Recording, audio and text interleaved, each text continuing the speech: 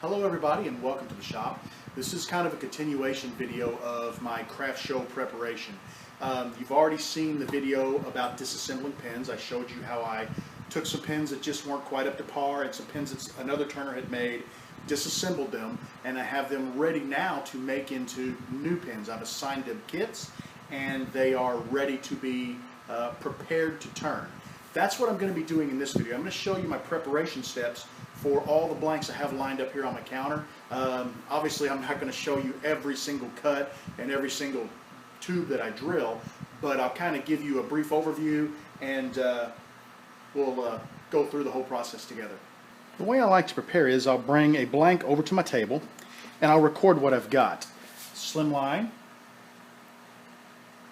I'll give it a number, and since this is 2016 it'll be 16001 because this is pin 1. I'll record the wood type, and because I want to give a shout out, I'm going to record the name of the person who sent me the wood. Once I've done that, I like to go ahead and grab my tubes.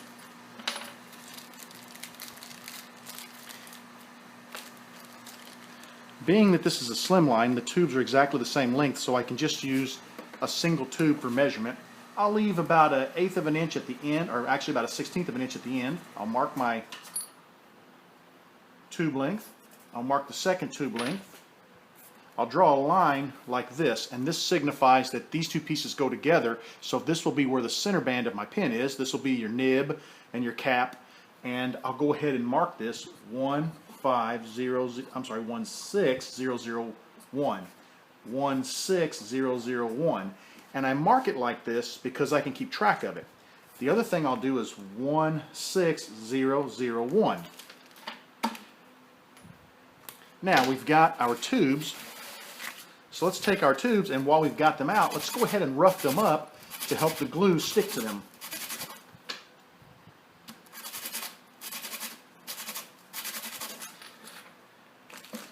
Now we know that this is a 7mm pin, so what I'm going to do is I'm going to start a section on my table for 7mm tubes.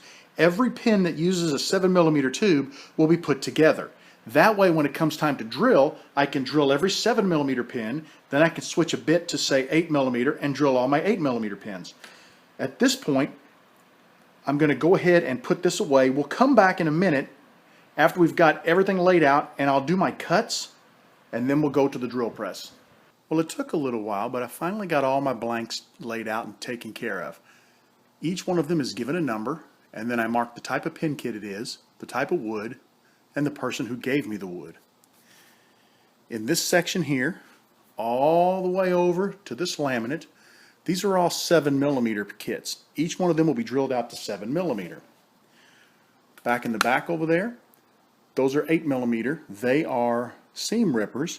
Behind the seam rippers are 10mm. Those are the big bend pins as well as some bolt action pins. And down front here I have to cut these out. These are going to be bolt action pin and pencil kits, or sets with deer antler. And right behind those, that's all of my 3/8 inch blanks.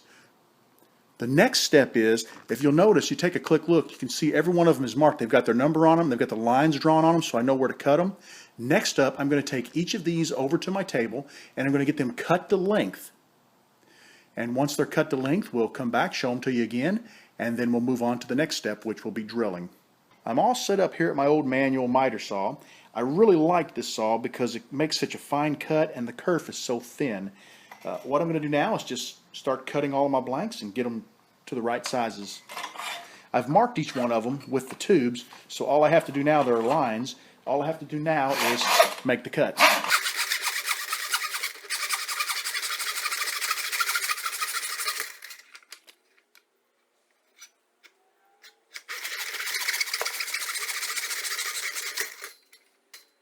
And this blank's ready to be drilled and tubed. I'm very happy to say that I have all the blanks cut to size, with the exception of the antler. I don't like to do that without proper respiratory protection, and I'm currently not set up to do that. So we're going to worry about all the rest of these, and then at the very end we'll come back, we'll get everything set up to be able to do the antler. We'll get our mask, our dust collection, everything going, and we'll do that right. But we're going to let that set for now.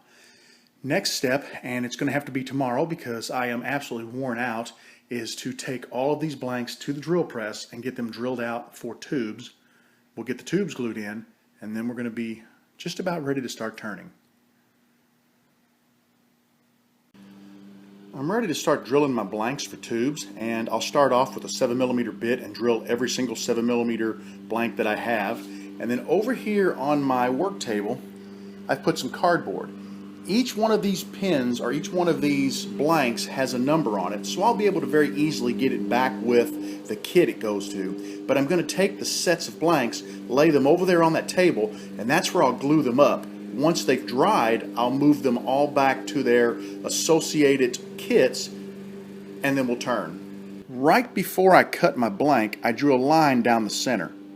That line lets me know what the center of my blank will be, or the center of my pin. This is where the chrome ring will go, and these two halves will match up so that the grain will flow. So when I drill them out, I always want to start at the center and drill to the opposite end.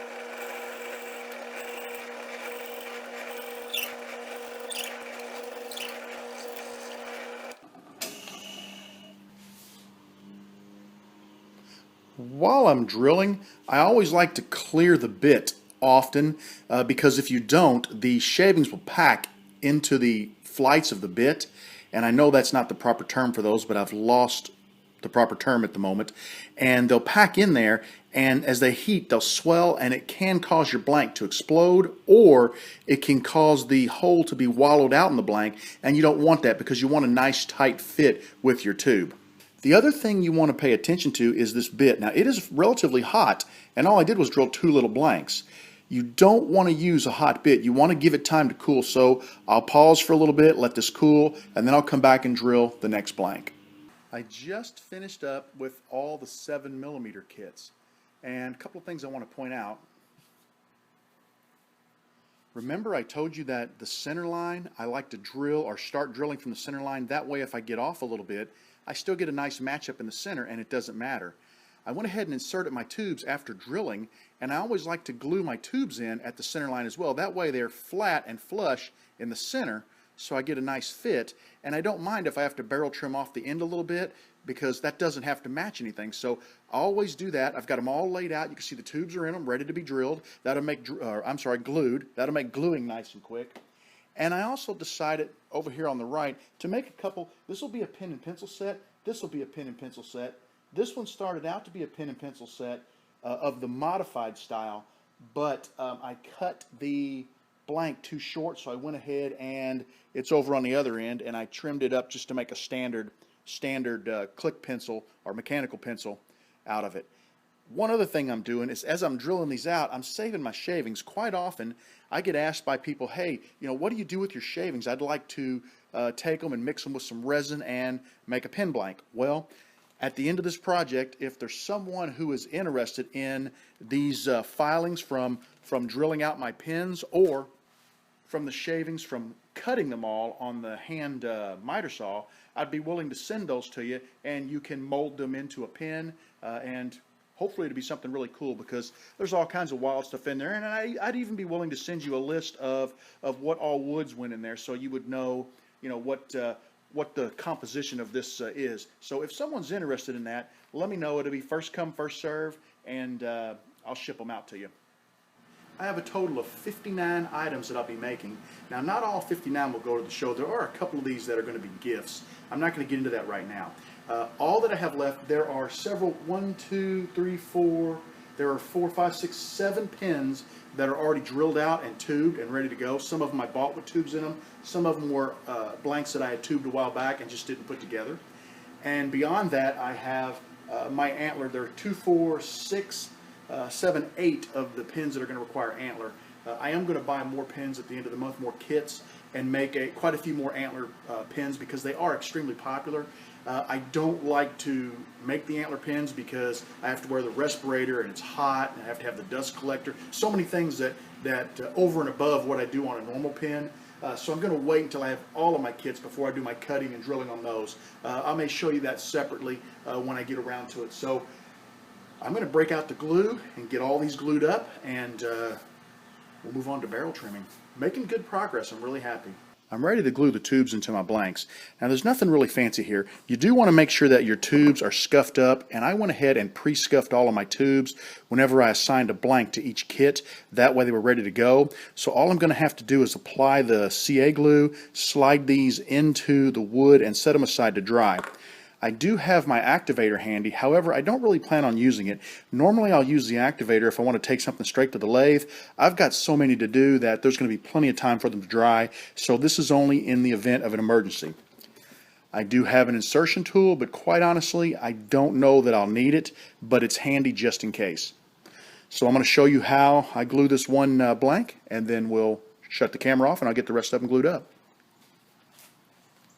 I always like to glue my tubes in on the same line that I cut the blank on, so it was really easy for me because I marked them all, so I know exactly where I want that tube to go in at. I'm going to be using a little medium CA, and I just glob it on there, push it in the tube. I'll go ahead and use the insertion tool, and I just want it to just touch the edge. You can see the brass right at the edge. You don't want it to sink back in there because I want my grain pattern to line up as neatly as possible. This end, you can see that the tube is farther in the blank. That's okay, I'll barrel trim that away. I'll set this over on the other table to dry, and I'll get the tube inserted in the second blank.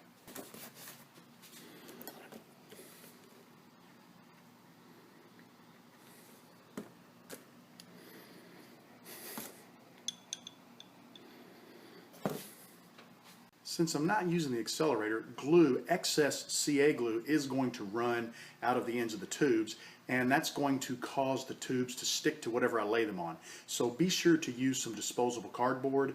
That way you can peel it off. Yes, there'll be cardboard stuck to your blank, but when you put that on the lathe, it'll turn away just as easily as the wood. All right, I've got 43 blanks left to glue, so I'll see you real soon. I have 42 of the 44 blanks glued up. I did not glue these two, and the reason why, these are going to be mechanical pencils, and instead of having a single tube on each end, I want to cut a solid tube to go completely through the blank, because if you know anything about the mechanical pencils, you know that they have about a 1/4 inch ring in the center of them, and that means I'll have to leave a 1/4 inch gap exactly. With my tubes, it's difficult to do, so cutting a single tube that exact length will make it much easier for me to turn a modified mechanical pencil. I do not have any more of the 7mm tubes. I've got them on order and will be receiving them, and when I do, I will show how I make this pen. At this point, I'm going to let everything dry for a little bit, and we'll come back and get it barrel trimmed and ready to turn. The last thing we need to do before we start turning is to barrel trim our blanks. And what barrel trimming does is it gives a perfectly flat surface on both ends of your blank that is also perfectly perpendicular to your brass tube. And what that does is guarantee you a nice tight fit of all your pin parts with your turned blank. With barrel trimming, the first thing you want to do before you turn your drill press on is to make sure that you have a nice fit with no resistance in the blank. And I can feel some resistance as the barrel trimmer shaft goes down into the brass tube. So what I like to do is pull the blank out, rotate it 90 degrees, put it back in the clamp, and test again. With this particular orientation, I have no resistance. Now the reason I don't want any resistance is because if there is resistance, that means this shaft is not traveling through this tube at a perfect angle. It is going in at a bit of an angle, and that bit of an angle is going to if this is your tube and you're going into a bit of an angle, it's going to give you an angled cut, which means you're going to get a good match on one side of your blank, but a not so good match on the other. So watch very closely and make sure there is zero resistance as you enter the brass tube. Very light touches is all you want.